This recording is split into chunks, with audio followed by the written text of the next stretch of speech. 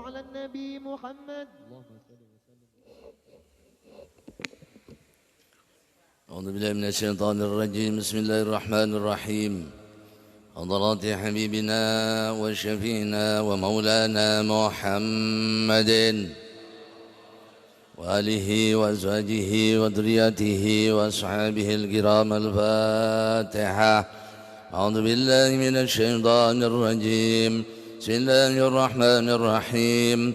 الحمد لله رب العالمين الرحمن الرحيم مالك يوم الدين. إياك نعبد وإياك نستعين. اهدنا الصراط المستقيم صراط الذين أنعمت عليهم غير المغضوب عليهم ولا الضالين. آمين. الله لا إله إلا هو الحي القيوم لا تأخذه سنة ولا نوم له ما في السماوات وما في الأرض. من ذا الذي يشفع عنده إلا بإذنه يعلم ما بين أيديهم وما خلفهم ولا يحيطون بشيء من علمه وسع كرسيه السماوات والأرض ولا يعوده حفظهما وهو العلي الحكيم. لله ما في السماوات وما في الأرض وإن تبدوا ما في أنفسكم أو تخفوه يحاسبكم به الله ويغفر لمن يشاء ويعذب من يشاء والله على كل شيء قدير. آمن الرسول بما أنزل إليه من ربه والمؤمنون كل آمن بالله وملائكته وكتبه ورسله لا نفرق بين أحد من رسله وقالوا سمعنا وأطعنا غفرانك ربنا. لا يكلف الله نفسا إلا وسعها لها ما كسبت وعليها ما اكتسبت. ربنا لا تؤاخذنا إن نسينا أو أخطأنا ربنا ولا تحمل علينا إصرا كما حملته على الذين من قبلنا ربنا ولا تحملنا ما لا طاقة لنا به واعف عنا واغفر لنا وارحمنا أنت مولانا فانصرنا على القوم الكافرين. لا إله إلا الله وحده لا شريك له له الملك وله الحمد يحيي ويميت على كل شيء قدير. لا إله إلا الله وحده لا شريك له لا إله إلا الله وحده لا شريك له له الملك وله الحمد يحيي ويميت على كل شيء قدير.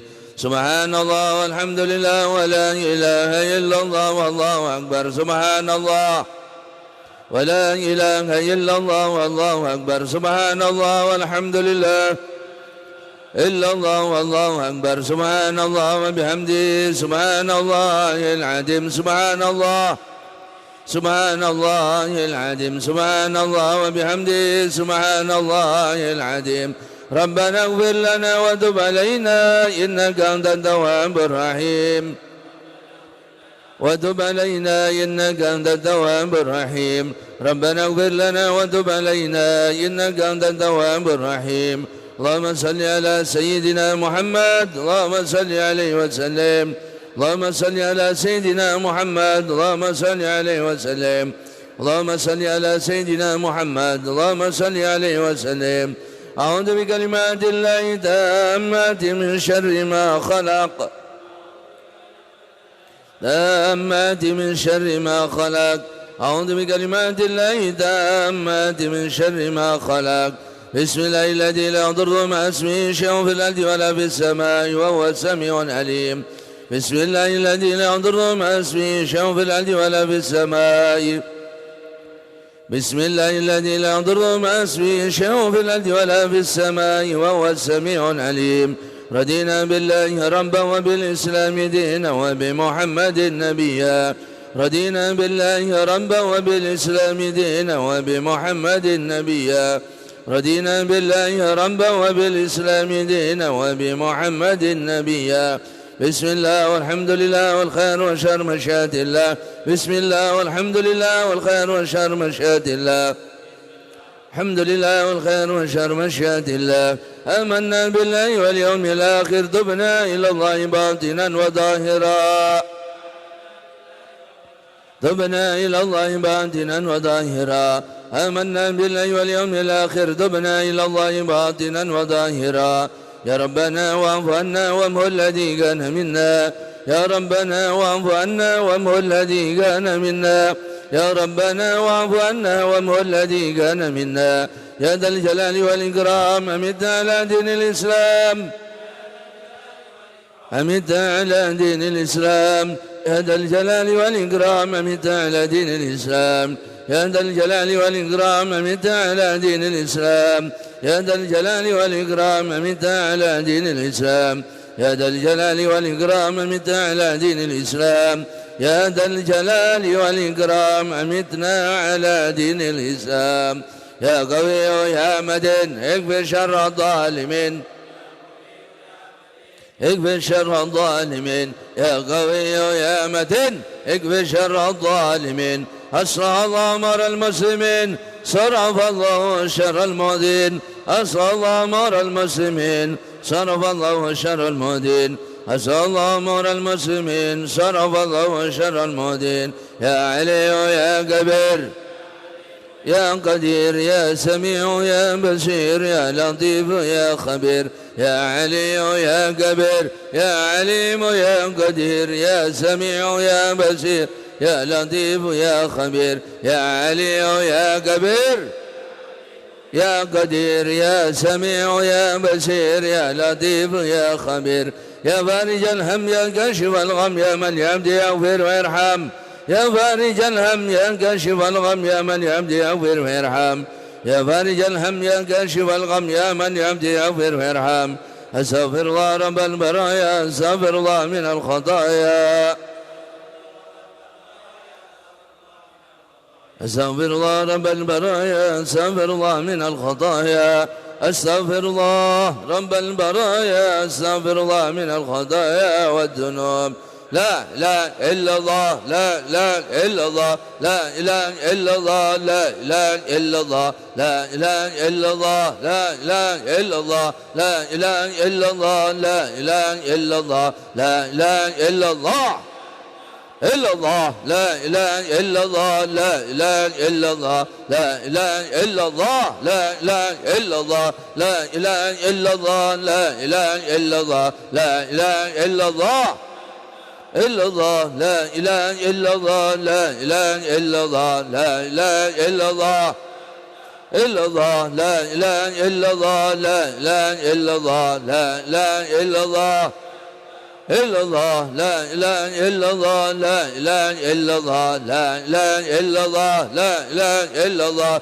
لا إله إلا الله لا إله إلا الله لا إله إلا الله إلا الله لا إله إلا الله لا إله إلا الله لا إله إلا الله لا إله إلا الله لا إله إلا الله لا إله إلا الله لا إله إلا الله لا إله إلا الله لا إله إلا الله لا إله إلا الله لا إله إلا الله لا إله إلا الله لا إله إلا الله لا إله إلا الله لا إله إلا الله لا إله إلا الله محمد رسول الله صلى الله عليه وسلم وشرف وكرم ومجد وعظم ورضي الله تعالى عن بيت المطهرين وأصحابه المهتدين والتابعين لهم بإحسان إلى يوم الدين بسم الله الرحمن الرحيم قل هو الله أحد الله الصمد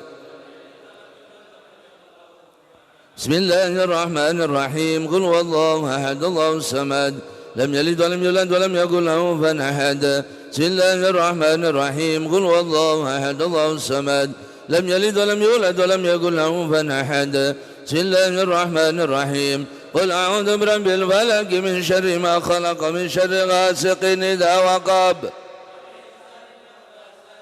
ومن شر حاسد إذا حسد بسم الله الرحمن الرحيم قل أعوذ برب الناس ملك الناس إله الناس من شر الوسواس الخناس صدور الناس من الجنة والناس سيدنا حبيبنا وشفينا رسول الله سيدنا محمد بن عبد الله وآله وأزواجه وذريته وأصحابه سيدنا مهاجر الله محمد بن عيسى وصوله وفرعه أن الله يولي درجاته والجنة كثير مسبات وضيف السنة ويحفظنا بجاهه ويدفعنا بعيد علينا بركاته وصاره وأنواره ولمين فاته بالدين والدنيا والآخرة. فاتحة. بسم الله الرحمن الرحيم. الحمد لله رب العالمين الرحمن الرحيم مالك يوم الدين. صراط الذين أنعمت عليهم غير المغضوب عليهم ولا الضالين آمين. سيدنا أستاذ الأعظم فقيه مقدم محمد بن علي بعلوي ساداتنا علي بعلوي صلهم وفرهم أن الله يعلي درجاتهم في الجنة كثر مزواتهم وضيف السنة ويحفظنا بجاههم وينفعنا بهم ويعيد علينا بركاتهم وصالحهم وأنوارهم ولمن بعدهم الدين والدنيا والآخرة. فاتحة. بسم الله الرحمن الرحيم. الحمد لله رب العالمين الرحمن الرحيم مالك يوم الدين. صراط الذين أنعمت عليهم غير المغضوب عليهم ولا الضالين آمين.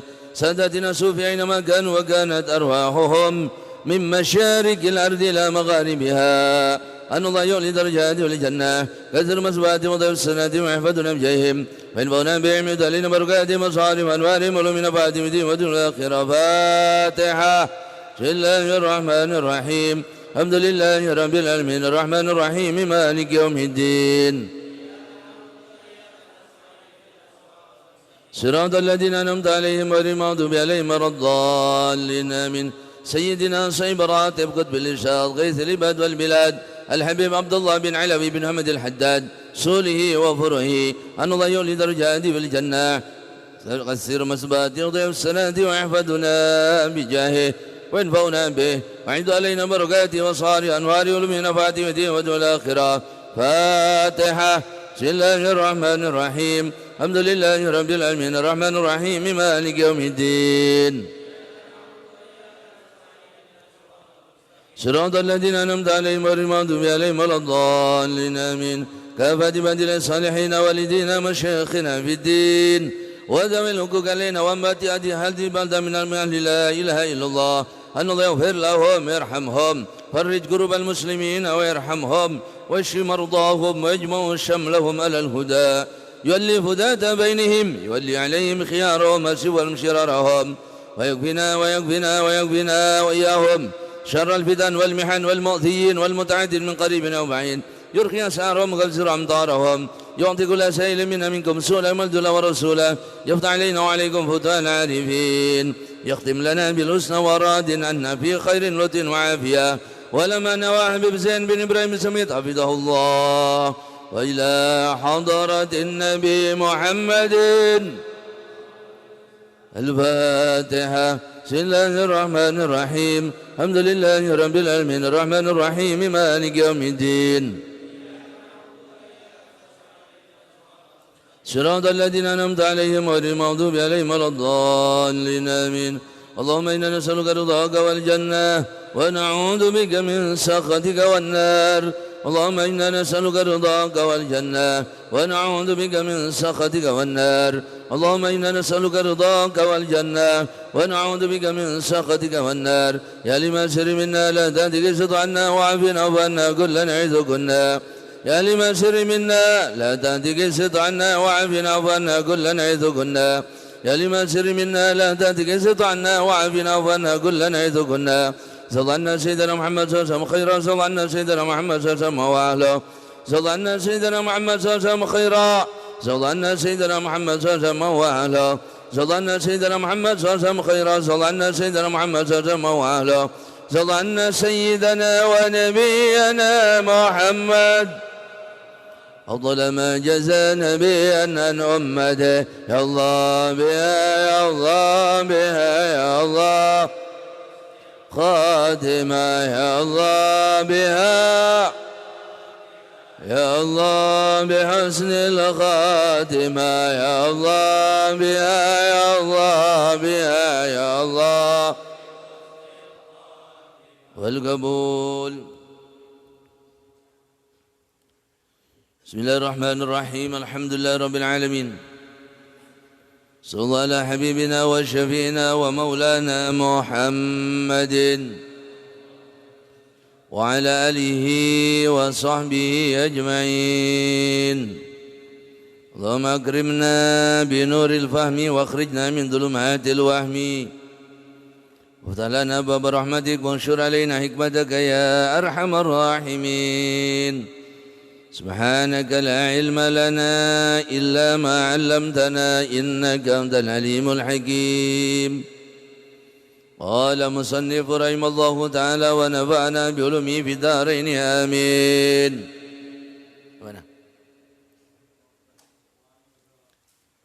وعن ابن عباس رضي الله عنهما قال قال رسول الله صلى الله عليه وسلم من قتل من إمياء أو رمياء بحجر أو صوت أو عصا فعقله عقل الخطأ ومن قتل عمدا فهو قواد ومن حال دونه فعليه لعنة الله.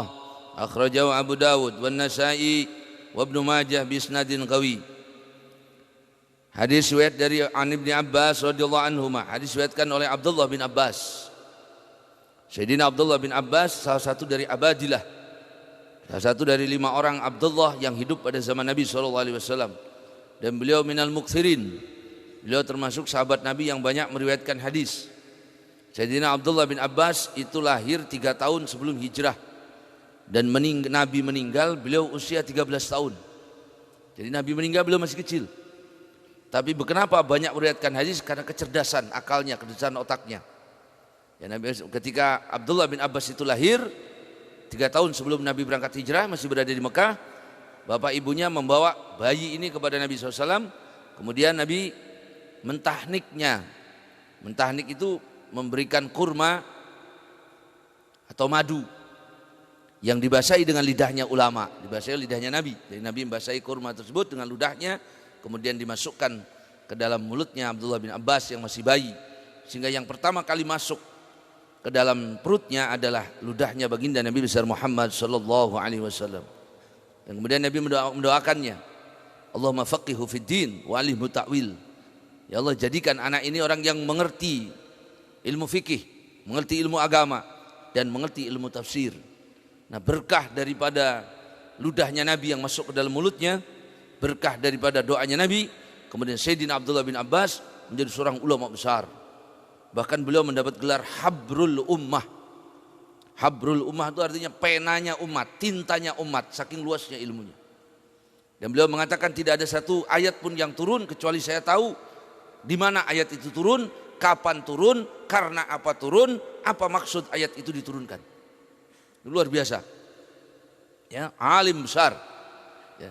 Dan semasa kecilnya banyak hidup di rumah Nabi. Sampai Nabi meninggal beliau tinggal di rumah Nabi. Ya.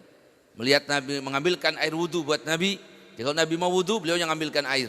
Kadang-kadang menemani Nabi tidur, sholat malam. Bahkan tidurnya pun bersama Nabi. Kata Abdullah bin Abbas, kalau Nabi tidur saya tidur di kakinya Nabi. Dan kalau sholat malam, ketika Nabi bangun dia ikut bangun. Dari kecil sudah dibiasakan. Ya, dibiasakan tidak hanya melaksanakan yang wajib, bahkan melaksanakan yang sunnah, sehingga kemudian dewasa menjadi orang yang soleh, ulama luar biasa. Ya, Sayyidina Abdullah bin Abbas ini berguru kepada Zaid bin Thabit. Ya, Zaid bin Thabit adalah sahabat Nabi yang paling mengerti Quran, termasuk kepala tim pengumpulan Al-Quran. Ketika Al-Quran dibukukan pada zaman Sayyidina Umar, yang mengumpulkan timnya yang memimpin adalah Zaid bin Thabit. Ya. Nah, Abdullah bin Abbas setelah Nabi meninggal banyak ngaji kepada Zaid bin Thabit ini. Sampai satu saat beliau datang ke rumah Zaid bin Thabit pagi-pagi. Ya. Pagi-pagi sekali sudah datang dan duduk di rumahnya, di pintunya Zaid bin Thabit. Sampai siang hari, sehingga debu menutupi wajahnya, menutupi tubuhnya. Beliau tidak berani mengetuk pintu rumah gurunya, tidak berani membangunkan gurunya. Sampai kemudian Zaid bin Thabit keluar. Kata Ibn Thabit, ya Ibnu Amir Rasulillah, wahai anaknya paman Rasul, sudah berapa lama engkau di sini? Dari pagi. Kenapa kau tidak bangunkan saya? Kenapa kau tidak ketuk pintu rumah saya? Saya takut mengganggu engkau. Adab. Beliau memperoleh ilmu yang berkah karena adab, karena akhlaknya kepada gurunya. Ya, bahkan tidak berani mengetuk pintu rumah gurunya sampai gurunya yang keluar. Lalu kita sekarang beda, Pak. Dari pintu depan nggak dijawab, dari belakang. Belakangnya dari dapur. Ya. Nah itu adabnya. Ya. Kemudian kata Nabi SAW, kata Zaid bin Sabit, ya Ibnu Amir Rasulillah, kalau engkau perlu ilmu, kalau engkau mau belajar, enggak usah ke sini. Saya yang datang ke sana. Saya yang datang ke rumahmu. Saya yang akan mengajari apa yang kau ingin tanyakan kepada saya. Kata Abdullah bin Abbas, fa innal ilma ya'ti wa la yu'ta. Ilmu itu didatangi bukan datangi. Ilmu itu didatangi bukan datangi. Sekarang didatangi aja enggak datang. Kalau dulu tuh ilmu tuh didatangi, orang belajar datang ke rumah ulama, kemana, ke Mubul, ya. Lagi kita ini kadang-kadang didatangi saja nggak datang. Nah, ini sudah zamannya terbalik, ya. Dan Abdullah bin Abbas ini kalau gurunya mau naik ke atas kuda, ke atas ontanya, beliau megang tali ontanya. Ya. Kalau berjalan beliau yang nuntun kudanya. Sampai kata gurunya Zaid bin Sabit, ya Ibnu Amir Rasulillah, jangan lakukan itu. Engkau adalah keluarganya Nabi, engkau keponakannya Nabi, sepupunya Nabi, jangan lakukan itu. Bahkan kalau salaman dia cium tangan gurunya, ditarik oleh Abdullah bin Zaid, jangan cium tangan saya. Kenapa? Kau anaknya Ibnu Amir Rasulillah, kau anak pamannya Rasul. Apa kata Abdullah bin Abbas? Beginilah Nabi kami memerintahkan untuk memuliakan guru-guru kami. Kemudian Abdullah bin Abbas, Zaid bin Sabit mengatakan, coba lihat tanganmu. Begitu dilihat, dicium tangannya Abdullah bin Abbas dan mengatakan Zaid bin Sabit, begini juga kami diperintahkan memuliakan keluarganya, keluarga Nabi kami. Orang dulu itu punya adab, ya, punya adab, dan adab itu yang memuliakan kita. Adab itu yang membedakan kita dengan makhluk-makhluk yang lain. Dengan adab itu diukur kadar ilmu seseorang. Dengan adab itu diukur kadar pemahaman seseorang. Dan yang hilang perlahan dari tengah masyarakat kita ini adalah adab. Adab, ibadah yang banyak tanpa adab tidak ada nilainya. Ya, saya kan sholat nggak pakai peci juga sah, sah. Saya bilang sholat nggak pakai peci nggak sah, sah sholat. Tidak ada aturan sholat harus pakai peci, tapi itu adab. Itu adab. Saya sholat pakai kaos oblong juga boleh, boleh. Ada gambar calonnya lagi, boleh, boleh. Tapi Anda ini mau menghadap Allah pakai baju kayak begitu, mau kondangan saja pakai batik. Menghadap Allah pakai baju kayak gitu. Ibu-ibu tuh Masya Allah bajunya bagus-bagus, mahal-mahal, warna-warni. Mau kena itu sampai totol-totol sama kotoran nyamuk. Nggak punya adab. Artinya nggak harus bagus tapi bersih. Kenapa? Mau menghadap Allah. Bapak mau kerja pakai minyak wangi. Ya, mau kondangan pakai minyak wangi, mau ketemu orang pakai minyak wangi. Kenapa ke masjid nggak pakai minyak wangi? Kenapa berdiri di hadapan Allah tidak pakai minyak wangi? Nabi itu orangnya harum, tapi beliau memakai minyak wangi. Barang siapa yang memakai minyak wangi, kata Imam Syafi'i, zada akluh, akalnya bertambah. Ya. Nah ini adab ini yang hilang sekarang, semuanya sudah hilang adab. Ya. Ya. Malam yata'adab fawadub, man tahawwana bil adab, uqiba bihrimani sunan. Barang siapa yang menyepelekan adab, satu saat dia akan meremehkan sunnah. Wa man tahawwana bis sunan, dan barang siapa yang meremehkan sunnah, uqiba bihirmatil faraid, maka satu saat dia akan meninggalkan yang wajib. Meninggalkan yang wajib, wa man tahawana bil faraid, dan siapa yang meninggalkan meremehkan ibadah-ibadah wajib, uqiba bimautil qalbi wa su'il khatimah, maka akan diberikan hukuman dimatikan hatinya dan matinya su'ul khatimah. Jadi awalnya dari satu, dari nggak punya adab itu. Adab makan, adab minum, ya, makan duduk. Kita ini manusia bukan kuda. Kenapa makan berdiri? Minum duduk. Kita ini manusia bukan beruang. Kenapa minum berdiri? Duduklah. Ya. Walaupun itu kaitannya enggak dosa makan berdiri kan? Enggak. Enggak dosa kan minum sambil berdiri sambil jalan? Enggak. Akan tapi itu adab. Anda menyepelekan adab, satu saat akan menyepelekan sunnah. Dan Anda mengatakan sunnah itu kan ditinggalkan enggak dosa. Setelah Anda meremehkan sunnah, akan meninggalkan yang wajib. Sekali-kali nggak apa-apa, nggak sholat wajib. Toh celengan sholat saya udah banyak. Ya, semuanya berawal dari adab ini. Dan itu yang hilang. Ya, walhasil. Ya. Ilmu itu seperti tepung, seperti garam. Adab itu seperti tepung. Jangan banyak garamnya, tepungnya nggak ada. Asinnya luar biasa, nggak ada enaknya. Tapi kalau tepungnya yang banyak, garamnya sedikit, maka jadilah itu masakan yang enak. Ilmunya mungkin nggak banyak, tapi punya adab, punya akhlak. Maka dia akan mendapat keberkahan ilmu. Ya, keberkahan ilmu. Dan Nabi SAW mengajarkan, kita di awal sudah membahas hadisnya Sayyidina Umar bin Khattab, yang hadis mutawatir, yang ketika Sayyidina Jibril datang kepada Nabi, itu kan ajaran adab. Ya, itu sudah nggak ada adab.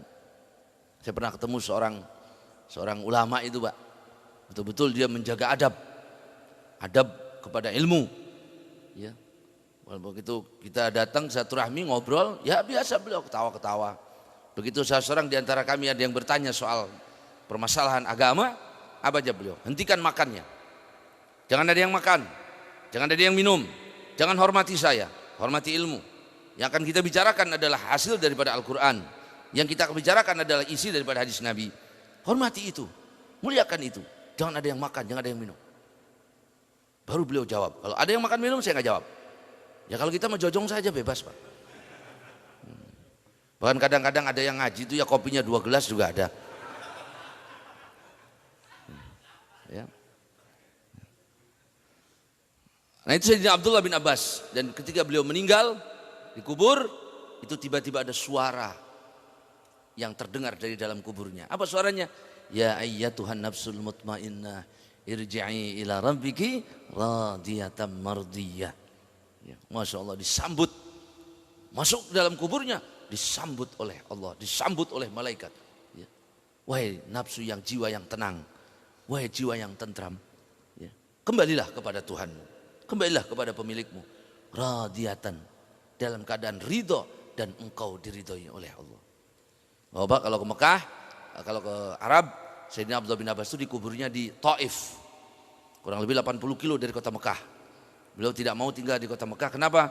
Karena khawatir akan durhaka dengan kota Mekah. Karena barang siapa yang punya keinginan berbuat jelek di kota Mekah itu sudah dihitung dosa. Maka siapa yang bisa mengendalikan hatinya, kata Abdullah bin Abbas, maka beliau berpindah ke Taif. Bukan berarti tidak senang dengan Mekah, karena takdimnya sampai beliau meninggal dikuburkan di Taif. Ya. Maka sekali-kali datang ke Taif. Jangan jalan-jalan untuk kemancak terus, yang jauh-jauh dikit lah. Bolak-balik Belaraja lagi, yang jauh lah kalau jalan-jalan itu. Gitu ya. Itu. Ini bolak-balik jauh. Jalan-jalan bolak-balik Sunter, yang jauh-jauh jalan-jalan. Yang di dalamnya kita bisa berziarah. Qala Rasulullah SAW, man qutila fi imya aw rimya bihajarin, barang siapa yang meninggal karena terkena batu, baik itu terlempar, kejatuhan batu, au sautin atau kena cambuk, au asa atau kena tongkat, fa akluhu aklul khita, maka diatnya kategorinya adalah diat khata. Kita sudah bahas, ini kaidah utamanya saja yang Bapak pegang, bahwa orang membunuh itu ada 3 macam. Satu ada amdan, membunuh dengan sengaja. Ya, apabila memenuhi 2 kriteria. Satu, niat membunuh. Yang kedua, dengan sesuatu yang bisa membunuh. Maka kalau orang itu niat membunuh, menggunakan sesuatu yang bisa membunuh, maka itu namanya membunuh dengan sengaja. Jelas? Nah, yang kedua, syibhul amdi, menyerupai sengaja. Itu apabila orang itu, satu, dia niat membunuh, tapi enggak dengan sesuatu yang membunuh. Lah kok mati? Namanya syibhul amdi, ya, menyerupai sengaja, tapi bukan disengaja itu. Ya. Yang ketiga, apabila tidak punya niat membunuh, walaupun dengan sesuatu yang membunuh, ya. Niatnya misalnya nembak ayam, yang kena mertuanya, misalnya. Apa itu kategori membunuh? Ya enggak lah, itu namanya tidak disengaja. Yang wajib dikisos itu kalau membunuh disengaja. Kalau enggak disengaja ya enggak. Atau menyerupai disengaja ya enggak. Nah ada orang ngelempar batu, ya, niatnya membunuh, misalnya burung, kena orang, orangnya mati. Nah, namanya khata. Ya. Atau misalnya Bercanda membunuh, mukulnya pakai tongkat. Dia punya niat, saya pukul aja biar mati. Cuman pakai sapu lidi, mati orangnya. Ya, itu namanya tidak sengaja. Ya, dalam arti tidak bisa dikisos, digantikan sebagai diat. Karena Nabi SAW, maka orang tersebut menyerupai sengaja. Akluhu diatnya diat karena tidak disengaja. Wa man qutila amdan fa huwa qadun. Barang siapa yang membunuh dengan sengaja baru dikisos. Qud itu adalah kisos. Yang dua itu nggak bisa dikisos. Wa man hala dunahu fa alaihi la'natullah. Barang siapa yang tidak mau melakukan hal itu, artinya menghalang-halangi, tidak mau memperbaiki, fa alaihi la'natullah, maka tersebut dilaknat oleh Allah Subhanahu wa taala. Nah, maka hadirin rahimakumullah, ya, tiga hal ini hukumnya, ya. Ada yang disengaja, menyerupai disengaja, ada yang tidak disengaja. Masing-masing ada hukumnya. Ya, diatnya pun beda-beda. Wujudnya sama 100 onta. Kalau disengaja itu diatnya apa? Kalau dia nggak dikisos, maka diatnya 100 ekor onta. Satu. Yang kedua, harus dari harta pribadinya. Yang ketiga, bayarnya harus cash. 100 ekor ontanya adalah 20 ekor onta umur 1 tahun, onta perempuan. Ya, 20 ekor yang berumur 2 tahun, 20 ekor bintalabun. Nah, yang 20 ekor lagi onta yang lagi ngandung, Pak. Nah, ini kan jadi 120 kalau dihitung kalau lahir itu. Ya. Tapi kalau dia membunuh dengan tidak disengaja, ya, maka dia boleh mencicil selama 3 tahun. Yang kedua, diatnya juga diperingan. Bukan onta perempuan tapi anak onta. Ya, anak onta. Nanti ada penjelasan tentang diatnya sesuai dengan hadisnya. Nah, intinya inilah hukuman bagi orang yang menghilangkan nyawa orang lain.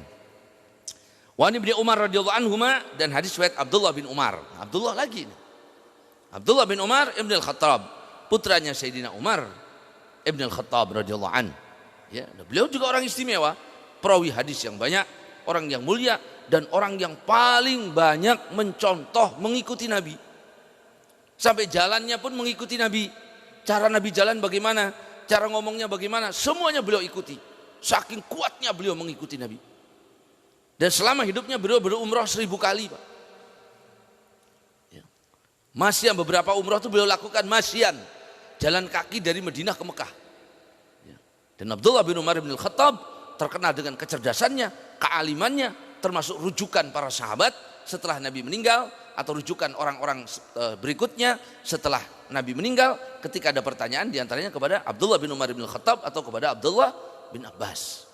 Anak-anak ini kenapa lahir istimewa seperti itu? Anak-anak kecil yang kemudian besar menjadi orang hebat dan luar biasa. Abdullah bin Umar bin Khattab, Abdullah bin Abbas, Anas bin Malik, Abdullah bin Mas'ud, itu 4 orang itu luar biasa. Abdullah bin Umar bin Khattab ya juga sering di rumah Nabi. Kenapa? Karena kakaknya adalah istrinya Nabi, Hafsah binti Abu Bakar, Hafsah binti Umar bin Khattab, itu adalah istri Nabi. Maka dia adik iparnya Nabi. Kadang-kadang ketika Nabi berada di rumah Hafsah, dia ikut berada di situ. Melihat Nabi makan, melihat Nabi tidur. Artinya pendidikan terbaik itu mulainya dari rumah, Pak. Ya, mulainya dari rumah. Ya. Maka yang berperan adalah bapak dan ibu. Pesantren itu tahap berikutnya. Selebihnya bagaimana mengawali kita dari rumah kita. Kalau di rumah kitanya banyak disuarakannya berantem terus suami istrinya, ya anak juga insya Allah karakternya keras, gak pedulian. Kenapa? Karena di rumahnya dia begitu kan. Tapi ketika yang dibudayakan di rumahnya disuarakan adalah Al-Quran, sholat sunnah dan sebagainya, anak akan melihat dari situ mencontoh.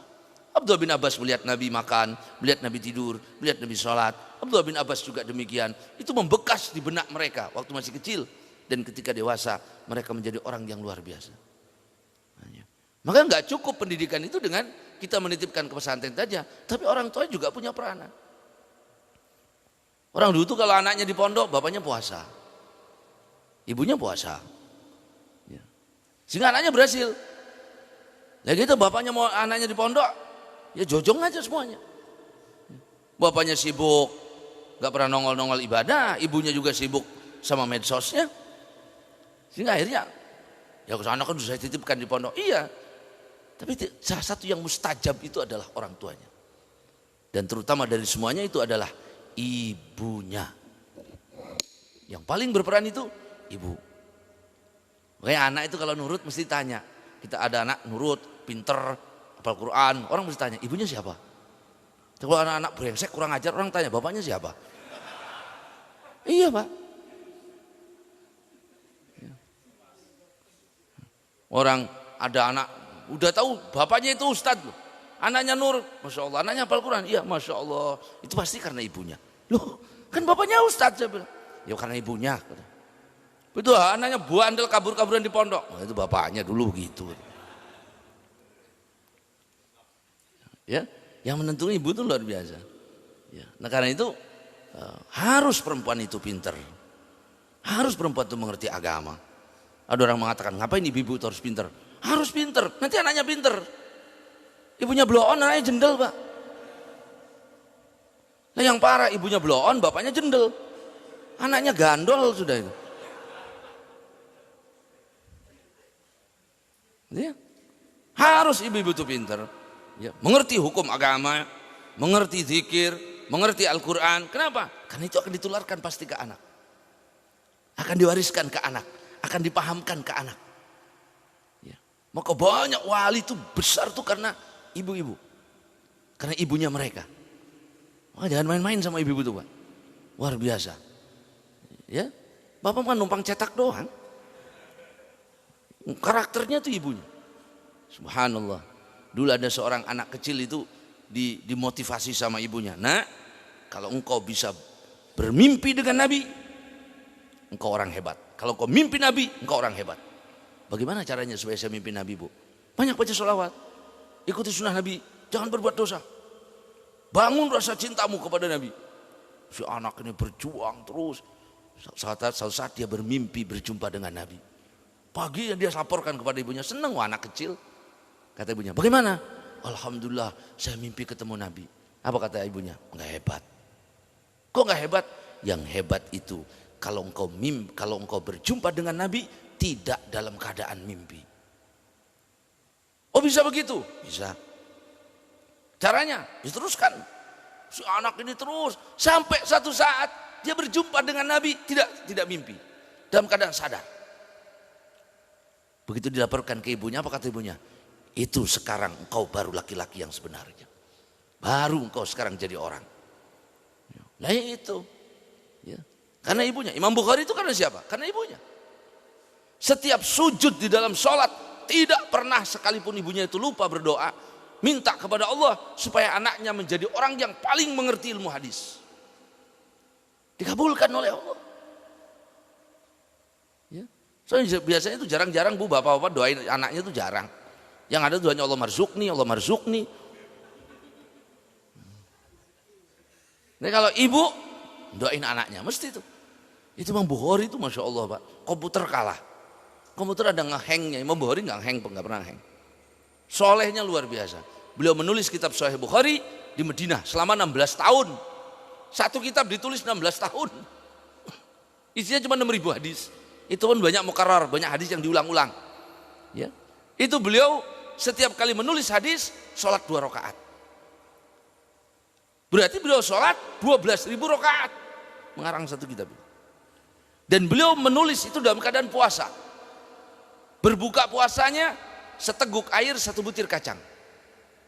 Sahurnya seteguk air. Sudah. Beliau masuk kamar mandi seminggu sekali. Coba. Bukanya kacang 1 Pak. Lep, minum air. Terus lagi nulis. Malam ibadah lagi. Masya Allah. Kita kalau belum piring kosong belum berdiri Pak.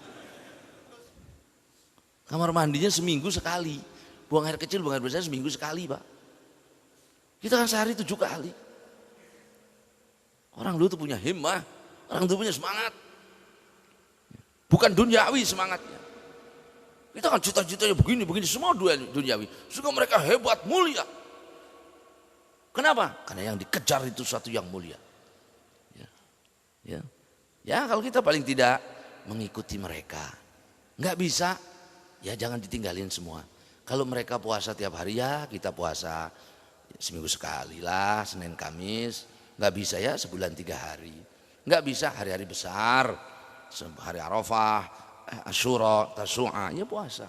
Masih nggak bisa juga, ya bulan Syawal 6 hari tambah Ramadan. Masih nggak bisa juga. Nah, kelebihanmu apa? Kalau Ramadan semua orang puasa, Pak. Ya, Masya Allah. Ya. Kita ini kan kekurangannya cuma satu, Pak, nggak punya kelebihan.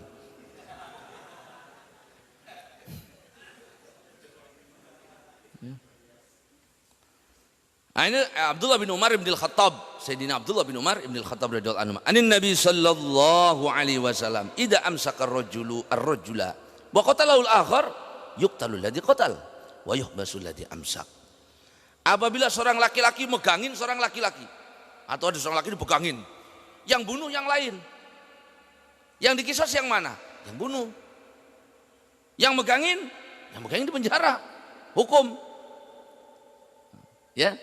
Bagaimana hukumnya jika sekelompok orang membunuh satu orang? Ini 10 orang, gebugin satu orang sampai mati. Dikisos apa enggak? Kata ulama dilihat. Kalau semuanya itu mukul, yang kira-kira mukulnya itu mematikan, maka 10-nya dikisos semua. Kata Nabi, kalau satu kota ini berbarengan membunuh satu orang, saya bunuh satu kota ini semua. Tapi kalau yang 3, yang 9 nabok doang. Yang satu mukul pakai linggis. Nah ini yang dikisos, yang pakai linggis ini. Yang lainnya enggak. Yang membunuh siapa? Kebalikannya, bagaimana kalau satu orang membunuh orang banyak? Pakai bom. Jedur, meninggal 100 orang. Dikisos. Dikisos yang mana? Yang mati 100. Ya salah satu di antara mereka 100 itu diundi, Pak, yang udah mati itu namanya. Keluar. Oh, si A. Oh, berarti dia dikisos atas si A. Sisa yang 99 dia harus mengeluarkan diat masing-masing 100 ekor onta. Ya. Nah, ini orang megangin ya Rasulullah. Yang lain megangin, yang satu bunuh. Yang bunuh cuma satu orang. Kata Nabi, yang membunuh dibunuh. Yang megangin dihukum. A'ana ala zalama, karena dia membantu berbuat kezaliman. Ya, jangankan dalam hal yang lain, Pak. Man a'ana akhahu bi syatri kalimatin, barang siapa yang membantu saudaranya berbuat kezaliman dengan satu kalimat, maka orang tersebut akan dijatuhkan ke dalam neraka jarak 70 tahun perjalanan. Mau satu kalimat saja. Ada orang kesel sama temannya, hajar aja, hajar wes, hajar. Nggak ngerasani. No. Dia cuma ngomong gitu, mukul mah enggak, ngompori temannya. Itu menyeret dia ke neraka. Termasuk ikut berpartisipasi dalam pembunuhan. Ya. Di hadapan Allah dia akan dipertanggungjawabkan. Atau cuma ngomong, bunuh aja lah. Cuma begitu doang. Ya, nah itu tadi nahimakumullah. Lah kalau orang itu ngirim pembunuh bagaimana? Nyewa orang bunuh si A. Yang dikisos yang ngirim, yang nyuruh apa yang bunuh? Yang nyuruh apa yang bunuh? Hah? Kan dia membunuh karena disuruh. Tergantung, Pak. Kalau yang disuruhnya itu macan, lepasin macan biar gigit dia, lepasin ular biar gigit dia, maka yang nyuruh yang dibunuh. Tapi kalau dia menyewa pembunuh bayaran, orang yang membunuh manusia, maka yang dikisos yang membunuh. Kenapa? Karena dia punya hak untuk tidak melakukan itu. Kenapa dia mau disuruh bunuh? Maka dia yang dikisos. Yang nyuruh kena hukuman, dihukum. Nah begitu aturannya. Jadi nggak ada berlebihan, nggak bisa, imbang. Ya, imbang. Ya. Nah itu kok gimana imbang? 10 orang mukuli satu, semuanya pegang golok. Satu orang ngebacok sepisan. Ya semua dikisos. Karena semua melakukan hal yang bisa membunuh. Ya main-main itu, Pak. Ya. Hatta sampai pencuri motor itu. Ada orang maling motor, kebukin barang-barang. Dibakar hidup-hidup. Tanggung jawab itu dikisos. Tapi dia akan maling, tapi kan bukan tugas Bapak. Enggak boleh. Kita yang melakukan, enggak boleh. Dia membunuh bapak saya bunuh lagi. Enggak boleh. Ada aturannya. Kalau boleh begitu, hukum rimba yang berlaku. Kayak binatang kita. mau maling motor, pegangin semua, seorang mukul, semua mukul, bak buk. Nah kan yang mukul 500 orang, matilah itu. Dosanya dibagi rata 500 orang bareng-bareng. Ya. Nah itu hadirin rahimakumullah. Nah terus bagaimana? Ya serahkan sama yang berhak. Ya. Serahkan sama yang berhak. Karena itu bukan tugas kita untuk melaksanakan hukum, sudah ada aturannya. Sebagaimana dalam Islam pun juga demikian, ada aturannya, gitu ya. An Abdurrahman bin Bailamani anna Nabiy sallallahu alaihi wasallam qatala muslima anna Nabiy sallallahu alaihi wasallam ya qatala musliman bi muahadin wa qala ana aula man wafa bi dhimmatihi. Tapi hadis ini dhaif ini. Ya.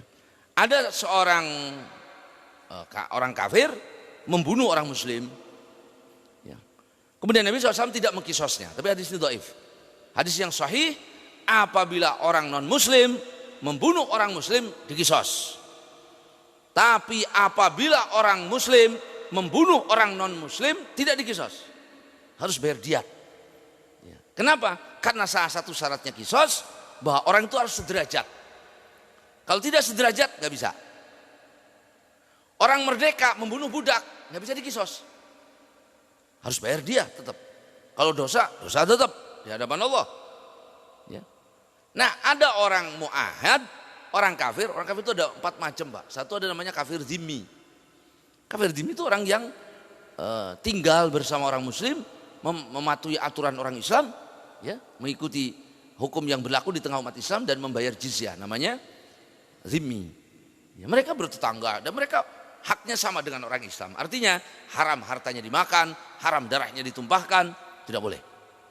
Ya. Yang kedua mu'ahad. Mu'ahad itu adalah orang kafir yang punya perjanjian dengan kita orang Islam untuk tidak saling menyakiti, tidak saling menyerang. Hukumnya sama, tidak boleh diganggu. Mana kita punya perjanjiannya? Nah itu ada duta besarnya. Bukti mereka punya kedutaan di Indonesia, berarti mereka punya perjanjian aman dengan kita, tidak boleh disakiti. Ya. Yang ketiga, ada kafir mu'taman. Kafir mu'taman itu kafir yang diamankan, diberikan jaminan oleh orang muslim. Datang ke negara Islam, jaminannya saya. Tidak boleh ada yang mengganggu dia, maka tidak boleh diganggu. Sebagaimana Abu Sufyan datang ke Madinah, kemudian dijamin oleh Nabi. Jangan ada yang menyakiti dia, kata Nabi. Saya menjamin sebagaimana dijamin oleh istri saya. Karena putrinya adalah istrinya Nabi. Ya, maka sebagaimana saya menjamin, ya saya suaminya juga menjamin apa yang dijamin istri saya. Yang dijamin Abu Sufyan. Maka enggak ada sahabat berani ganggu. Padahal tahu itu Abu Sufyan didengkoti orang Mekah dulu sebelum masuk Islam. Nah yang keempat ada kafir harbi. Orang kafir yang memerangi umat. Yang 3 itu kita wajib berbuat baik sama mereka. Ya, sama seperti orang Islam tidak boleh menyakitinya. Nabi SAW punya pembantu orang Yahudi. Ya, Nabi meninggal pakaian tergadai di tangan orang Yahudi. Pakaian perangnya digadaikan di tangan orang Yahudi untuk beberapa karung kurma. Maka kita bermuamalah dengan orang muslim boleh semua. Boleh. Orang muslim mau bantu masjid boleh. Secara boleh saja, nggak masalah. Mau nyantun anak yatim boleh. Boleh aja, kenapa nggak boleh? Ya. Toh mereka bukan orang yang punya peperangan dengan kita. Ya nggak boleh kalau mereka mau hadir Jumatan, itu nggak boleh. Ya. Kalau masuk masjid bagaimana? Boleh dengan izin orang Islam, izin ketua DKM. Dan syarat izinnya harus ada manfaat. Apa tujuan Anda masuk masjid? Ya, nah itu rahimakumullah. Jadi Islam itu indah luar biasa. Ya, sehingga dulu 3 suku besar orang Yahudi hidup di Madinah dengan aman, tentram, tidak ada yang disakiti. Enggak ada Islam menggambarkan orang kafir harus dibunuh terus, enggak ada. Tapi kalau yang memerangi umat Islam seperti di Israel, di Palestina, Israel memerangi orang Palestina, itu kafir harbi namanya. Tapi kalau kita yang lain enggak ada yang memerangi umat Islam. Ya, nah itu. Nah ini hadirin rahimakumullah, yang sahih bahwa apabila orang non muslim membunuh orang Islam maka dia dikisos. Sebagaimana seorang wanita Yahudiyah yang memberikan makanan beracun kemudian dimakan oleh seorang sahabat dan meninggal, kemudian Nabi mengkisos wanita Yahudiyah itu atas perilakunya meracun sahabat Nabi tersebut. Tujuannya yang diracun Nabi, cuma sahabat yang meninggal. Wa Ibnu Umar radhiyallahu anhu maqala qutila gulam ghailatan faqala Umar law istaraka fi ahlu sana laqatlahum bihi. Hadis riwayat Sayyidina Umar radhiyallahu anhu, ada seorang anak laki-laki dibunuh ghailatan. Ghailatan itu dicurangi. Bunuhnya dari belakang. Ya, dari malam jalan sendirian, pukul sampai mati. Ya. Ya. Kemudian Sayyidina Umar mengatakan apa? Kalaupun seluruh masyarakat Son'a ini membunuh pemuda itu berbarengan, bersamaan, maka saya juga akan kisos mereka. Nah, saya katakan tadi, ya, kalau orang itu berbarengan membunuh satu orang dan mereka melakukan itu semuanya hal yang bisa membunuh, ya, semuanya nembak sekali, dardol semuanya nembak, lah maka semuanya dikisos. Ya. Tapi kalau yang bunuh satu, yang lain cuma megangin, yang bunuh doang yang dikisos. Yang lain nabok, yang ini mah nembak, nah yang nembak yang dibunuh. Nah, ini ya. Akhrajal Bukhari, hadis dikeluarkan oleh Al-Imam Bukhari. Ya. Nah itu hadirin rahimakumullah. Ya. Kemudian An Abi Sureh Al-Khuzai radhiyallahu anhu qala Rasulullah SAW, faman qutillahu qatilun ba'da maqalati hadihi fa ahluhu baina khiratain imma ayyakhudul aqla aw yaqtulu. Ya. Dari baginda Nabi sallallahu alaihi wasallam, barang siapa dibunuh, maka keluarganya milih satu di antara dua, kisos atau mengganti dengan diat.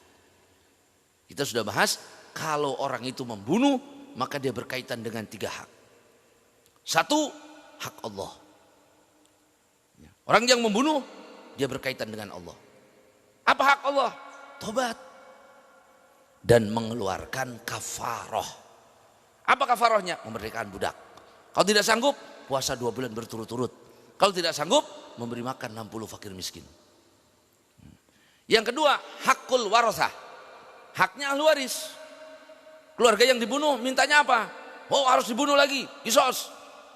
Atau kata keluarga, kata ahli warisnya, ya sudahlah kita maafkan, tapi gantinya dia harus membayar tebusan, diat. Nah itu hak ahli waris. Yang ketiga, hak mayit. Yang dibunuh ini punya hak kepada yang membunuh. Apa haknya?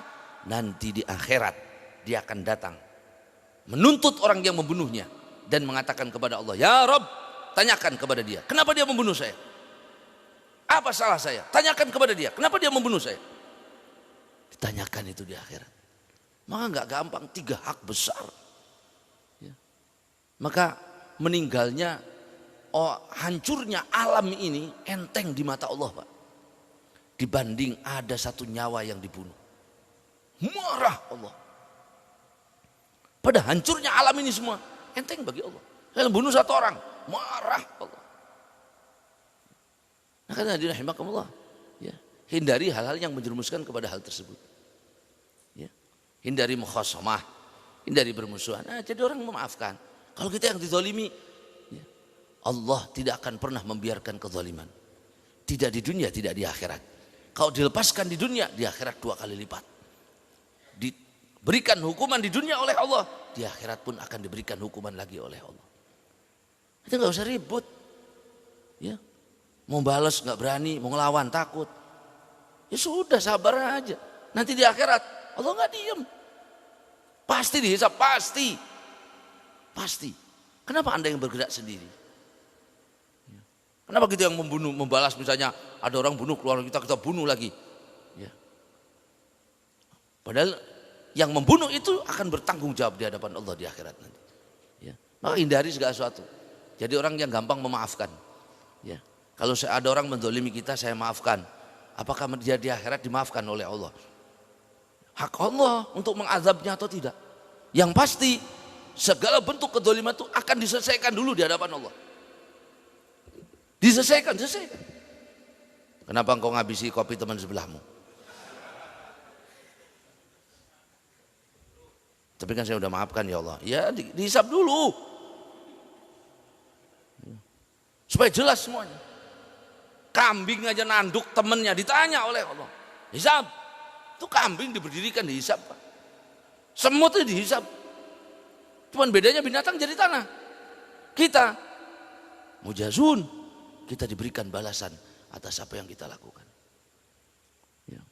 Jangankan orang itu membunuh, meneteskan darah, dan masya Allah, Pak, ya, setiap pembunuhan yang terjadi di alam dunia ini sampai hari kiamat Orang yang pertama kali mengajarkan pembunuhan itu kebagian dosanya. Siapa? Anaknya Adam, anaknya Nabi Adam. Ketika Qabil membunuh Habil, maka Qabil seluruh darah yang menetes karena pembunuhan sampai hari kiamat dia kebagian dosanya. Maka jadilah orang yang mengajarkan hal-hal yang baik. Ya. Man sanna sunatan hasanatan falahu ajruha wa ajru man amila biha. Barang siapa yang mengajarkan hal yang baik, dia dapat pahala dan pahala orang yang melakukannya. Ya. Bapak seminggu sekali mengadakan di rumah khataman Quran sama anak-anak sama istri. Ya, dan kemudian bapak meninggal, anak kita meneruskan tradisi itu. Terus kita dapat pahala tuh.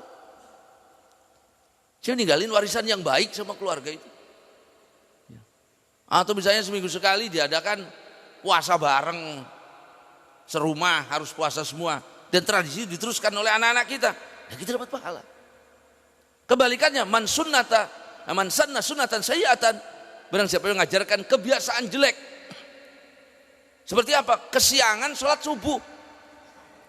Dia yang ngajarin bapaknya, anaknya ikut semua. Keturunannya ikut. Waduh, kita bawa dosanya. Semua orang yang melakukan kita kebagian dosanya. Ya, kita kebagian perbuatan mereka. Kenapa? Karena mereka mengikuti kita. Ya. Nah itulah hadirin rahimakumullah. Maka satu, hindarkan mukhasomah. Ya, permusuhan dengan orang lain. Mengalah itu bukan berarti kalah. Mengalah itu bukan hina, justru mulia di mata Allah. Ya, kenapa? Untuk menghindari dosa yang lebih besar. Ya, jangan diukur agama dengan otot. Kalau mau dengan otot ya di medan perang. Ya. Kalau lebih baik maafkan saja. Ya, selesai. Ya. Karena Nabi SAW adalah orang yang paling pemaaf. Masya Allah, kurang apa yang namanya Wahsy itu membunuh Sayyidina Hamzah di perang Uhud.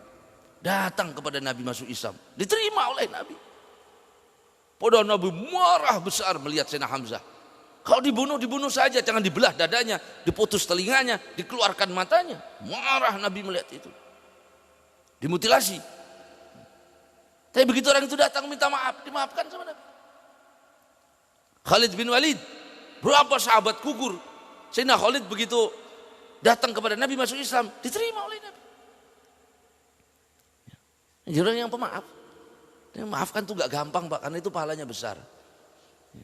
Yang kecil-kecil biasanya pahalanya kipas angin lah, apa kulkas lah gitu. Kalau yang berat-berat tuh ya pahalanya besar. Mau pengen pahalanya besar, enteng gak ada.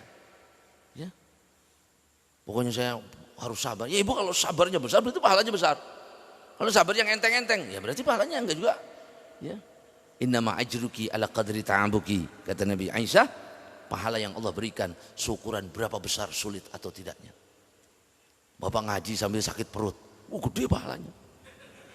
Iya, daripada yang ngaji dalam keadaan sehat. Kenapa? Mau bapak nahan kok. Lebih besar, maka tergantung apa berat tidaknya melaksanakan ibadah tersebut. Makin berat, makin besar pahalanya. Ya. Maka makin bapak tuh malas ngaji, dipaksa berangkat, makin besar pahalanya. Aduh nggak tahu nih, malas amat ngajinya. Ada apa ini ya? Berangkat aja lah. Nah, itu makin besar pahalanya. Ya. Dibanding orang yang ya enteng-enteng aja, itu juga besar. Tapi kalau bapak rintangannya lebih banyak, malas itu. Setannya banyak berarti. Ya. Nah itu hadirin rahimakumullah, akhrajahu Abu Dawud, hadis diriwayatkan dari Al-Imam Abu Dawud. Maka silakan keluarganya memilih mau dikisos apa mau dibayar diat. Boleh nggak kalau dibebaskan semuanya? Ya sah-sah saja. Udahlah, udah saya maafkan, gak usah bayar kisos, gak usah diat, sudah. Ya terserah. Itu kan hak ahlul waris, hak ahlul waris. Ya, wallahu a'lam. Ada ditanyakan? Silakan. Ya. Hah? Pelaku maksiat?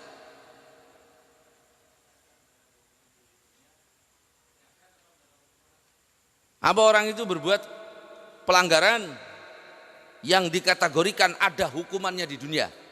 Ya, misalnya mencuri harus potong tangannya. Dan dia mencuri, sudah dipotong tangannya. Apa di akhirat dihukum lagi apa enggak? Kalau dia bertobat, enggak. Kalau enggak, 2 kali lipat Pak. Di akhiratnya. Ya. Dipotong dengan pisau terbuat dari api neraka. Ya makanya jangan mencuri. Kalau nggak dipotong dengan pisau, terbuat dari api neraka. Ya. Orang berzina, nah cuman ulama berbeda pendapat. Kalau ada orang berzina, ada orang mabuk, dulu nggak dihukum di dunia, tapi dia bertobat dan tobatnya benar. Ya. Dia sekarang menjadi orang baik. Ya. Meminta maaf atas barang yang dicurinya, menghalalkannya, menggantinya, bahkan yang dicuri itu diganti dengan dia. Ya. Dikembalikan lagi semuanya. Betul-betul bertobat. Apakah di akhirat masih akan dihukum? Beberapa ulama termasuk Imam Ghazali mengatakan semuanya diserahkan oleh Allah kepada Allah, dan Allah itu Maha Pengampun. Ya bisa-bisa saja Allah nggak menghukum dia karena sudah tobatnya benar, ya selesai, ya sudah. Ya kalau tobatnya udah benar selesai. Dulu tuh ada orang Pak, dan sekarang masih hidup. Dulunya garong Pak, rampok. Dia tobat Pak, dan dia datangin semua yang dirampok itu. Mohon maaf, saya dulu yang nyuri kebo bapak. Oh kamu, iya. Karena dia jadi kaya Pak. Ya. Begitu tobat dia kaya. Saya ganti Pak kebonya 10. Itu semua rumah yang pernah dia curi dia datangi. Nah itu baru maafnya benar, tobatnya benar. Ya. Kira-kira di akhirat dihukum apa enggak? Enggak. Insya Allah enggak, karena Allah Maha Pengampun. Allah Maha tahu dengan niat dan hati kita. Ya, maka itu jawabannya. Ya, kalau secara aturan di dunia tidak dihukum, di akhirat dihukum. Tapi semuanya akhirat kan tahta masyiatillah. Akhirat itu berjalan atas kehendak Allah. Diserahkan semuanya kepada Allah. Gak bisa kita ngatur Allah. Ya. Saya mau mengampuni kata Allah. Ya hak Allah. Itu kan hambamu. Ya. Kan doanya Nabi Isa. Fa in tu'adzibhum, kalau engkau mengadab mereka ya Allah, fa innahum ibaduk. Mereka itu hambamu, hak engkau tidak salah kalau engkau mengadab mereka. Wong mereka berbuat salah. Wa in taghfir lahum, tapi kalau engkau mengampuni mereka, anta arhamur rahimin. Engkau zat yang Maha Pengampun, Maha Penyayang. Nah, yang bawah ini yang digaris bawahi. Wa anta arhamur rahimin. Ya. Yang penting tobat Pak ya. Ada lagi? Mau banyak benar? Silakan Pak. Iya. Mahar? Oh mahar.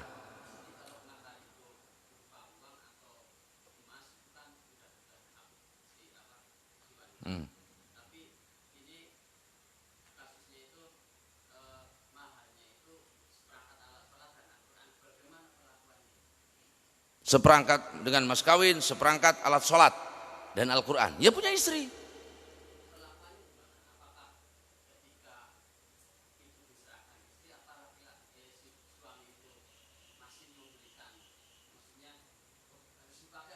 Oh ya enggak, terserah istri.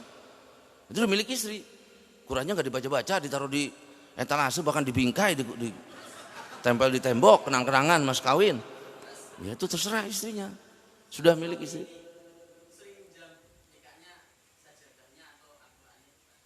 Ya boleh, seizin istri.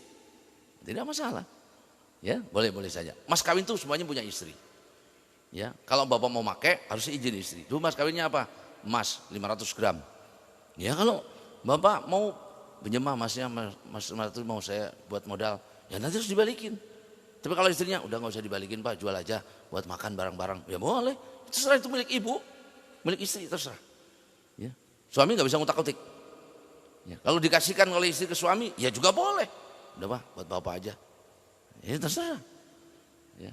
Kalau dia dikasihnya seperangkat alat sholat, ya terserah istrinya mau dipakai sholat apa enggak, ya terserah. Ya. Kalau nggak dipakai sholat ya kelewatan. Besok-besok ganti seperangkat musola. Beduk, karpet, speaker bawa semua ini. Ada lagi? Ya.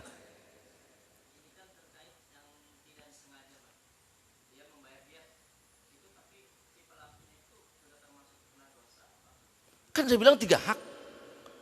Harus dilakukan 3-tiganya. 1, dia harus tobat. Harus mengeluarkan kafaroh juga. Yang kedua, dia harus ahli waris, ini terserah antara dikisos atau diat. Dia udah bayar diat, apa dia udah bebas dosanya? Ya kalau harus tobat. Harus tobat. Ya, harus mengeluarkan kafaroh. Belum nanti di akhirat. Tapi kalau di dunia dia sudah melaksanakan semua itu, maka di akhirat aslahallahu bainahum, Allah akan mendamaikan antara mereka. Lagi? Ya.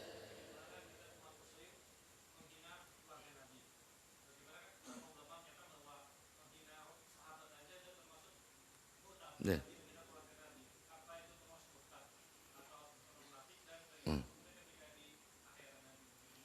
Hadirin rahimakumullah, Nabi SAW sudah berwasiat kepada kita. Taraktu fikum amrain, kata Nabi. Saya titip 2 hal kepada kalian. Saya tinggalkan 2 hal kepada kalian. Apa ya Rasulullah? Yang pertama, kitab Allah, Quran. Pelajari, kaji itu. Yang kedua, itrati ahli baiti. Anak keturunanku, saya titip kepada kalian. Nah, itu titipan Nabi itu. Ya. Dan Nabi pasti akan nanya, apa yang kau lakukan terhadap anak-anakku? Mau jawab apa? Sekarang begini saja deh, Bapak punya anak. Ya, anak Bapak disakiti sama orang, terima apa enggak? Sedih apa enggak kita bapaknya? Sedih. Kenapa? Ya anak kita yang disakiti, saya sedih lah. Wong anak saya kok yang disakiti itu. Ya sama, Nabi juga sedih. Karena itu anak keturunannya, darahnya ada darahnya. Darah Nabi. Maka tidak boleh. Itu amanat daripada Nabi. Apa mereka murtad apa enggak? Kalau batasan murtad itu, kalau menghina itu belum tentu murtad. Ya, tapi kalau menghalalkan, mengingkari itu baru mengkategorikan, paling tidak ya munafik lah. Kalau murtad ya enggak, munafik mungkin. Ya makanya saya sering sampaikan kepada bapak-bapak semuanya terkait dengan keluarga Nabi, Bani Hashim, Bani Muthalib yang sekarang disebut dengan para habaib, para sadah, para sayyid, ya. Hormati, muliakan mereka. Bapak boleh berbeda pendapat dengan pendapat mereka, silahkan, tapi jangan benci mereka. Ya, karena membenci mereka sama saja kita menyakiti Nabi. Menyakiti Nabi, menyakiti Allah. Menyakiti Nabi, menyakiti Allah.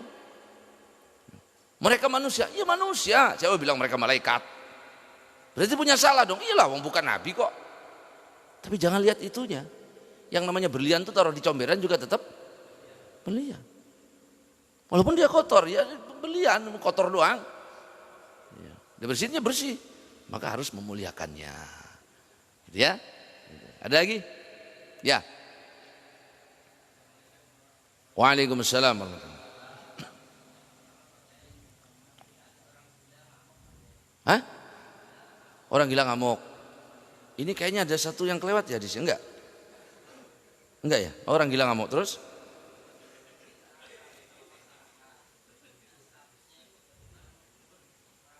Membunuh?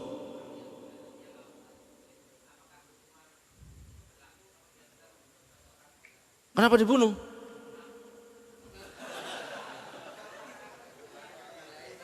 Karena dia misalnya ngamuk, dia mau membunuh gitu ya. Nah itu lain lah. Itu namanya membunuh karena menjaga diri, melindungi diri. Ya. Tapi kalau misalnya orang gila nggak kenapa-napa dibunuh, dosa. Ya. Saatnya kisos itu yang dibunuh itu maksum. Maksum itu orang yang tidak boleh dibunuh. Tidak boleh membunuh orang kafir. Tapi kalau bapak membunuh pembunuh, dia membunuh bapak saya bunuh lagi.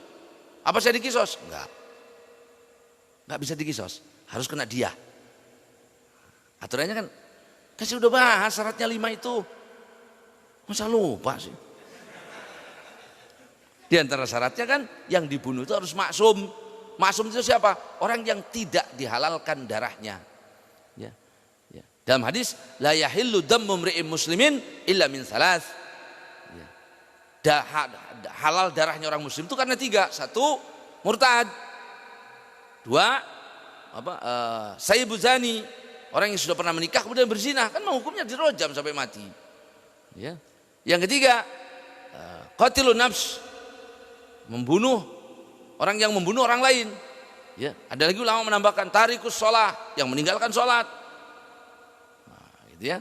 Jadi kalau membunuh orang gila, ya kalau orang gilanya nggak ngapa-ngapain dibunuh, orang gilanya ngamuk, lain. Itu namanya apa? Namanya nanti ada hadus syal. Hadus syal itu bagaimana kita melindungi diri kita, harta kita, anak istri kita. Ya, nah itu boleh. Ya. Ya.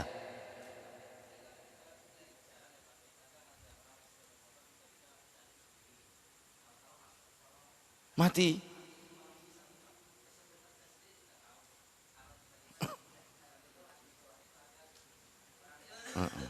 Khotoan. khotoan, tetap khotoan. Ya, itu membunuh tidak sengaja, harus kena diat. Ya, tapi orangnya nggak berlaku diat, ya udah nggak apa-apa, sudah memaafkan, ya selesai. Gitu ya. Jadi tidak bisa dikisos. Ya. Sama juga seperti orang dokter ngobatin tidak disengaja, salah dosis mati. Tapi kalau orang pura-pura jadi dokter, ada orang sakit, wah ini obatnya ini saya bisa nih, tahu. Lah Bapak pernah belajar itu? Enggak, kira-kira aja saya pernah. Mati orang itu, kisos itu. Kalaupun enggak kisos ya 100 ekor onta diatnya. Tapi kalau dokter beneran, berlatar belakang pendidikan dokter, kemudian kan ada satu hal mungkin salah atau lupa dan sebagainya, ya human error misalnya, ya tidak bisa dikisos. Dia harus di diat tadi, membayar ganti rugi. Ada lagi? Ya, silakan Pak, belakang. Waalaikumsalam warahmatullahi wabarakatuh.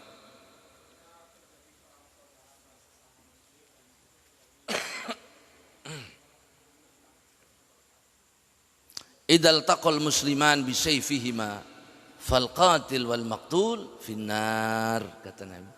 Apabila dua orang muslim sama-sama mengangkat pedang, maka yang dibunuh dan yang membunuh masuk neraka.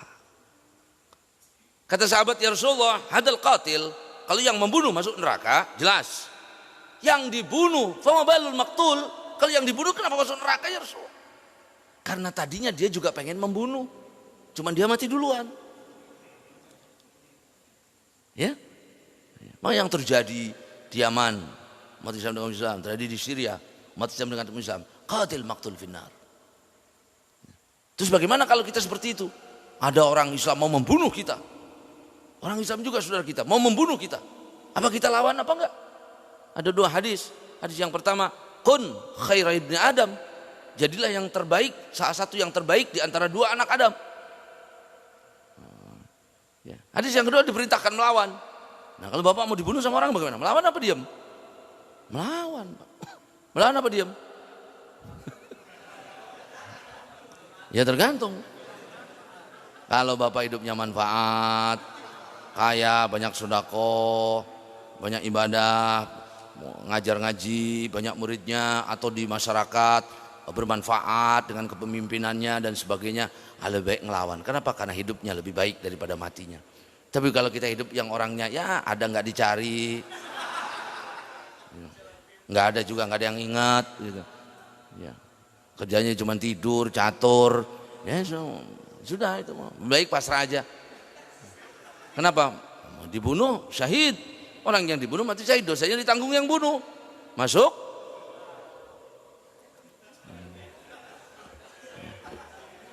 Ada lagi? Ya. Silakan Pak. Waalaikumsalam warahmatullahi wabarakatuh.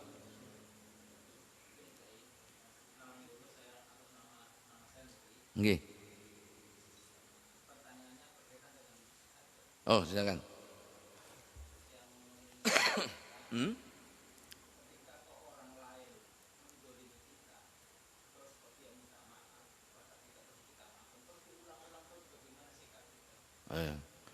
Ada orang dolim kita maafkan, dolimi lagi kita maafkan, dolimi, ya, kampleng aja nggak gitu Mbak? Ya bapak bisa maafkan lagi nggak? Iya, ya maafkan lagi. Sudah nggak bisa saya, ya udah bapak lawan. Ya sudah, ya paling tidak ditegur, paling tidak diingatkan. Jangan begitu lagi. Kamu udah dimaafkan kok ngelunjak? Udah cukup, ya. Dan begitu lagi, ya bapak niat mengingatkan dia supaya tidak mengulangi itu lagi. Boleh, boleh. Didiamin, tidak ditegur. Boleh, boleh. Nggak dosa. Boleh menjauhi orang lain karena alasan agama. Misalnya khawatir kita ketularan dia. Saya nggak mau teguran sama tetangga saya itu karena dia tukang maksiat, takut nular. Atau misalnya saya sengaja nggak tegur dia biar dia tobat, biar dia kapok, biar dia ngerti. Itu kan alasannya agama, boleh. Itu terjadi beberapa ulama dulu begitu. Ya tidak menegur boleh dan tidak termasuk kategori tahajur yang diharamkan oleh agama. Ya. Ya. Kalau Bapak cari bantuan teman-teman dulu. Jangan Pak ya. Ada lagi? Ya, belakang. Biar pertanyaan aja lah waktunya. Assalamualaikum. Apa? Membunuh salah? Bagaimana hukumnya membunuh dengan?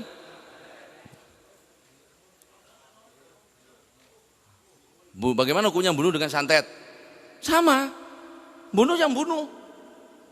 Mau pakai apa saja bunuh. Hatta bidoa. Sampai dengan doa. Nah dalam mazhab Syafi'i, kalau ada orang membunuh dengan sihir, dengan santet, apakah dikisos? Dikisos kata Imam Syafi'i. Kalau mazhab lain enggak. Kenapa? Enggak kelihatan. Tapi kalau Imam Syafi'i dikisos. Kalau dia ngaku, saya yang bunuh dia. Hah? Kisos. Anda bunuhnya bagaimana? Pakai sihir. Itu kan ikrar. Ikrar itu salah satu bukti hukum. Nah dia ikrar. Boleh dipenggal? Boleh. Kalau mazhab Syafi'i, mazhab lain enggak. Kenapa? Enggak ada yang terbukti bagaimana dia membunuhnya. Keterkaitannya apa? Dia di sini itu di sana, enggak pernah ketemu kok mati. Tapi ikrar itu kata Imam Syafi'i terjadi. Hah?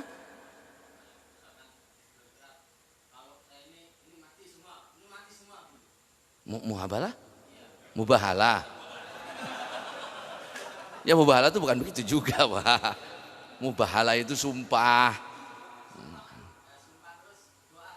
Ya enggak juga lah, itu beda lah. Itu mubahalah itu sumpah, Pak. Kalau saya berbohong, turunkanlah anak kepada kami. Nah itu misalnya, itu beda. Itu bukan dihukumi membunuh. Ya itu mubahalah. Tapi kalau dengan sihir itu kategori membunuh. Ya itu membunuh dan dikisos dalam mazhab Syafi'i. Ya. Dan Nabi SAW, Imam Syafi'i mengambil dalil tukang sihir yang mensihir Nabi. Nabi kan pernah disantet, Pak. Ya. Sampai kemudian turun 11 ayat. Nabi disantet dengan 11 sihir. Dan kemudian diturunkan 11 ayat, yaitu surat Al-Falaq dan An-Nas. Ya, kemudian Nabi diberitahu oleh Jibril di sana. Ternyata sisirnya Nabi diikat pakai rambut. Jadi kayak gitu zaman Nabi udah ada, Pak. Ditaruh di batu dekat sumur. Nabi kadang-kadang lupa. Karena kayak sudah tapi belum. Kayak belum tapi sudah. Tapi itu enggak lama Nabi baru gitu langsung beliau tidur bermimpi ada 2 orang malaikat datang. Kata malaikat yang satu ngomong, kasihan itu disihir. Kata sebelahnya ngomong, kalau dia baca ini maka akan lepas sihirnya. Maka turunlah 11 ayat itu. Kemudian Nabi diberitahu ambil di bawah batu di sana namanya labid, kalau tidak salah tukang sihir itu namanya labid. Ya. Dia di bawah batu itu dan ditemukan kemudian dikisos, dipenggal si tukang sihirnya. Dan barang siapa yang mendatangi tukang sihir faqad kafara bima unzila ala Muhammad, dia sudah kufur terhadap apa yang diturunkan kepada Nabi Muhammad. Ya. Jelas? Ada lagi? Ustaz. Kalau ya. Pak Ustaz, saya menanyakan tentang masalah talqin ya. Talqin? Iya. Jadi apakah saya pernah mendengar pendapat seperti ini?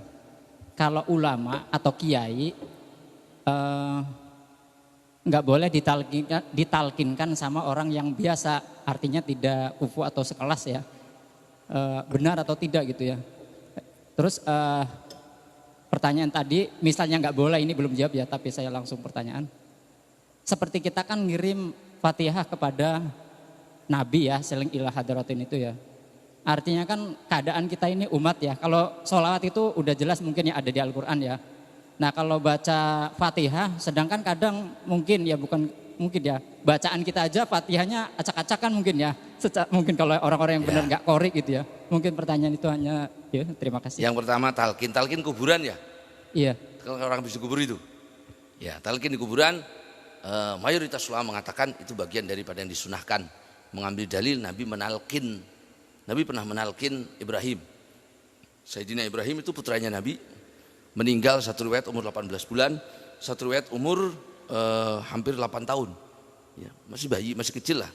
Meninggal kemudian dikubur, dan ketika dikubur setelah selesai ngubur Nabi SAW duduk diam di kuburnya dan mengatakan, ya Ibrahim, kalau nanti datang malaikat menanyakanmu, sampaikan kepada malaikat itu, ya kalau mereka bertanya, man rabbuka? Jawab, Rabbi Allah. Man nabiyuka? Siapa nabimu? Jawab, bapak saya, nabi saya. Nah Sayyidina Umar mendengar itu nangis. Katanya Maria, Rasulullah, Ibrahim belum punya dosa. Meninggal, dikuatkan keimanannya dan diingatkan oleh engkau. Bagaimana saya Umar bin Khattab kalau meninggal? Kemudian turun ayat, yusabbitullahu alladhina amanu bil qawli tsabit fil hayati dunya wa fil akhirah. Nah, ada yang mengatakan talqin tidak boleh. Ya nggak apa-apa. Kalaupun nggak ditalkin nggak bakal hidup lagi, Pak. Jadi nggak usah ribut sudah. Ditalkini bagus, enggak juga ya nggak apa-apa, nggak bakal hidup lagi. Ya, tetap mati. Nah, talqin itu bagian dari nasihat. Kan orang meninggal itu mendengar, tahu. Ya. Maka Nabi SAW mengatakan, idza faragha ahadikum, apabila salah seorang diantarakan selesai mengubur saudaranya, jangan berdiri, jangan tinggalkan kubur itu. Mintalah tasbit, mintalah kepada Allah ditetapkan keimanannya buat dia. Nah itulah kemudian ada talqin itu. Ya, ya fulan bin fulan idza jaa malakan. Apabila nanti datang dua orang malaikat, fala yurawi'ak, jangan itu membuat engkau takut. Jangan itu fala yuz'izuk, jangan buat engkau kaget. Fa innahu khalqun min khalqillah, itu juga diantaranya hamba-hamba Allah. Ya. Sebenarnya ini bentuk kecurangan, Pak. Kenapa? Lah soalnya malaikat dibocorin ya, Pak. Kalau dia man rabbuka qul rabbi Allah, kata malaikat, masya Allah dikasih tahu dia. Ya, yang nalkin itu boleh siapa saja. Ya, boleh siapa saja. Gitu. Yang meninggal kiai, yang nalkin orang biasa, ya nggak apa-apa, namanya nasihat. Ya. Yang meninggal orang biasa, yang nalkin kiai, ya nggak apa-apa. Ya, jadi nggak usah ribut itu, Pak. Kalau kiai meninggal yang nalkin harus kiai. Ya kalau ada kiainya lagi, kalau nggak ada, mau kiainya mati semua. Yang nalkin siapa? Misalnya kan ya sudah, yang ada saja nalkin. Ya, buat dibaca kayak diapain kayak terserah. Ya kalau nggak ada yang bisa, ya nggak ditalkin juga apa-apa. Ya, gitu. Ya paling tidak. Talkin itu ada dua, Pak. Talkin sebelum meninggal. Nah itu ulama sepakat harus. Yaitu membimbing mengucapkan la ilaha illallah. Kalau ada orang udah sakit yang berat, sakit yang biasanya mengakibatkan meninggal. Kalau orang kita bilang sudah payah. Nah, tinggal dibisikin di telinganya, la ilaha illallah. Jangan ngomong yang lain. La ilaha illallah. Dah. Begitu mayat itu mengucap la ilaha illallah, Bapak diam. Dah diam. Tapi kalau mayat itu ngoceh lagi, karena orang meninggal itu ngoceh, Pak. Bicara lagi, bisikin lagi, la ilaha illallah. Katanya jangan la ilaha illallah, Allah Allah. Nanti kalau baca pas la ilaha mati bagaimana? Ini agama diukur pakai akal.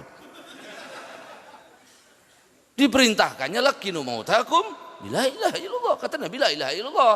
Maka kalau ada orang la ilaha plak mati, ya tetap ilallah dicatatnya. Emang malaikat orang ya.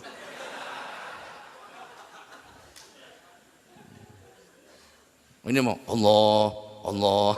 Baca la ilaha, dan jangan dipaksa. Ayo Pak, la ilaha illallah Pak, la ilaha illallah Pak. Jangan, la ilaha illallah gitu aja di telinganya. Kalau bisa jangan ahlul waris. Kalau bisa, kalau nggak ada ya nggak apa-apa ahlul waris. Jangan anak-anaknya, cari ustadz lah. Takut si bapak itu yang mau mati ini, begitu yang nalkin itu anaknya, takut dia berburuk sangka. Berak mati ini si Remakayana. Sehingga akhirnya dia tidak mau mengucapkan. Ya, kalau bahasa fikih namanya tuhmah, ada dugaan tidak baik, sehingga akhirnya menghalangi dia mengucapkan la ilaha illallah. Jadi kalau bisa, kalau nggak ada, yang ada anaknya kok yang nungguin, silahkan mau laki mau perempuan. Ya, jelas Pak ya. Jadi nggak apa-apa, talqin mau bebas. Ya, yang kedua, Fatihah sama Nabi. Kalau orang ngirim Fatihah, baca Fatihahnya nggak fasih, nggak bagus. Kalau dia bisa bagus, harus bagus. Tidak boleh jelek. Sama beginilah, ada anak bapak ngirimin makanan ke bapak, jeruk tapi pada bosok. Ya jeruk mah bener jeruk, ada sebagian bener sebagian bosok. Ya kita tetap senang, tapi kan kurang senangnya. Kenapa? Wah jeruknya ada yang, atau asem lah jeruknya. Ya begitu, orang yang ngirim Fatihah salah-salan. Ya Nabi tahu, kok sembarangan sih ngirim ke saya. Berusaha difasihkan. Kalau dia memang nggak bisa, lah itu lain lagi. Anak kita itu mampunya beli jeruk kecut. Ya jangan dipaksa yang manis, bang, dia nggak sanggup beli kok. ngirim kita jeruk yang asem, ya memang dia sanggupnya itu, ya nggak masalah. Dia memang nggak bisa fase baca Fatihahnya, ya. Kemudian dia baca Fatihah salah-salah, dikirimkan ke bapak ibunya atau kepada Nabi, ya juga nggak apa-apa. Allah Maha tahu, ya. Jelas Pak? Nyampe apa tidak? Ya nyampe lah, nggak pernah kembali kan? Anda enggak, Fatihah Anda tidak sampai, ya salah alamat. Bapak ngirim pakai anu tuh, pakai apa? Ya pengiriman itu jasa itu. Kalau nggak nyampe kan balik lagi. Ya. Nah sekarang kita ngirim Fatihah, balik lagi nggak? Nggak ada. Berarti sampai. Wah saya nggak percaya. Ayo mati duluan saya kirimin Fatihah. Nanti Bapak kasih tahu saya nyampe. Ya kayak gitu jangan diributkan Pak. Banyak hadisnya, banyak hadisnya. Ya. Kata Nabi SAW, suatu saat lewat kuburan, kemudian Nabi mengambil pelepah daun kurma.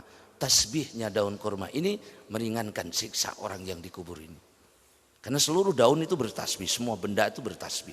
Nah tasbihnya daun kurma meringankan siksaannya. Bagaimana kalau Fatihah anaknya? Bagaimana kalau Fatihah temannya? Bagaimana kalau Fatihah tetangganya?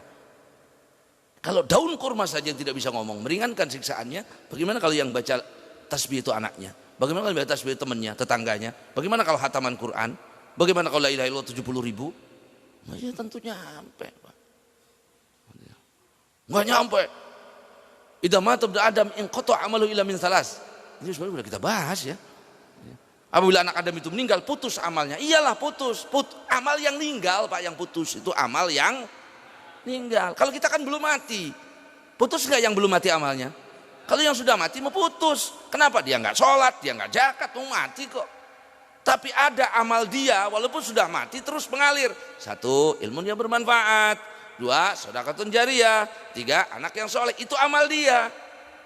Walaupun sudah mati tetap mengalir. Tapi kalau amal saya yang masih hidup, kira-kira saya kasihkan kepada bapak saya yang sudah meninggal supaya disampaikan pahalanya, boleh? Ya boleh lah. Nyampe? Ya nyampe loh, kita masih hidup kok. Itu kan putus. Macam-macam hadis itu yang benar.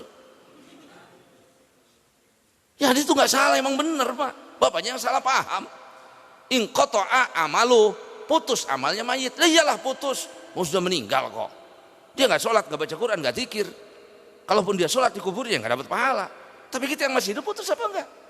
Enggak. Ada lagi? Jelas Pak ya? Nah ini ngulang dari awal ini berat ngaji begini nih. Maju mundur, nggak jalan-jalan.